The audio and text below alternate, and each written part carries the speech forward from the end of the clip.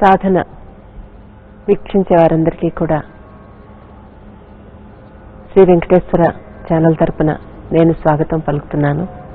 మనందరం కూడా ఆ శ్రీకృష్ణుడికి స్వాగతం పలుకుతాం. వరాహావతారంలో హిరణ్యాక్షుడు భూదేవిని చుట్టి తీసుకువెళ్ళిపోతుంటే తీసుకొని పాతాళలోకానికి వెళ్ళిపోతున్నాడు. అప్పుడు వరాహ రూపం ధరించి ఆ భూదేవిని తన కోరల మీద నిలబెడతాడు విష్ణుమూర్తి.